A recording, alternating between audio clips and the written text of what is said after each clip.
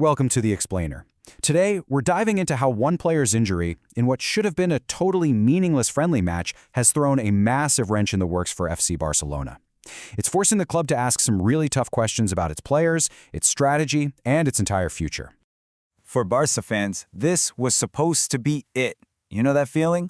For the first time in what feels like an eternity, the squad was fully fit, ready to tackle the toughest part of the Champions League. But as it so often goes with this team, that hope just, poof, disappeared in a flash. You know, for anyone watching that Brazil-France friendly, this was the exact moment their stomach just dropped. When Raphinha, the team's non-stop engine, didn't walk back out for the second half, you didn't need an official announcement. Everybody knew something was wrong. So what exactly happened here? And seriously, how can one injury threaten to completely derail Barcelona's whole season? So what we're hearing is it's a right thigh muscle injury. But here's the really alarming part. Raphinha himself, the guy who knows his own body better than anyone, is apparently fearing the worst. I mean, at this point in the season, even a tiny 2-week layoff could mean he misses that huge Champions League quarterfinal against Atletico Madrid. And here's the thing, this isn't just a case of bad luck. Raphinha has a history with these types of muscle injuries, so you have to ask the question, right? Is there something about the way he plays the game that makes him so breakable? Well, the analysis suggests the answer isn't in his training or preparation. No, it's actually in the very thing that makes him so great. It's a paradox, right at the core of who he is as a player. And this slide just nails it.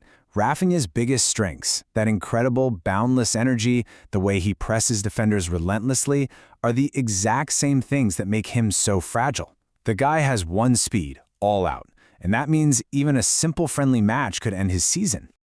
And this is the massive dilemma for Barcelona, isn't it? You can't just go up to him and say, hey, maybe dial it back a bit. Because if you take away that intensity, that fire, you take away what makes Raphinha a world-class talent, you're left with a ghost of the player that the team desperately needs.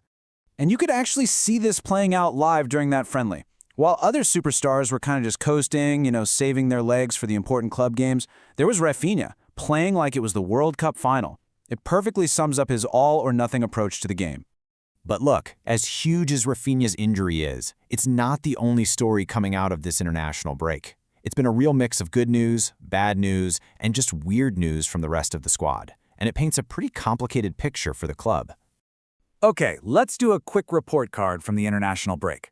The good news? Robert Lewandowski finally scored for Poland. That's a huge boost for his confidence.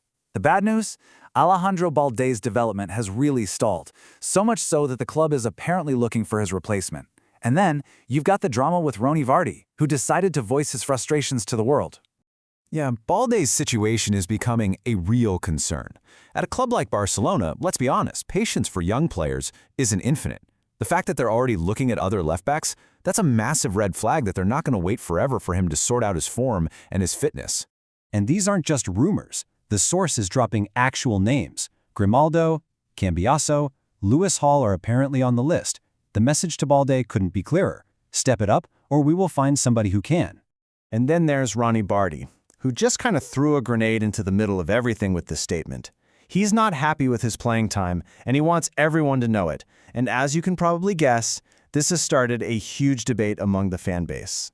So you can really see this from two different angles. On one hand, you get it. The kid's ambitious, he's talented, and yeah, maybe they could have used him to give the starters a rest. But on the other hand, going public with your complaints is a bold move, especially when you knew you were signing as a backup player. It's a big risk for a young guy. So you've got an injured star, a backup who wants out, a search for a new defender. You see how these aren't just random, isolated events.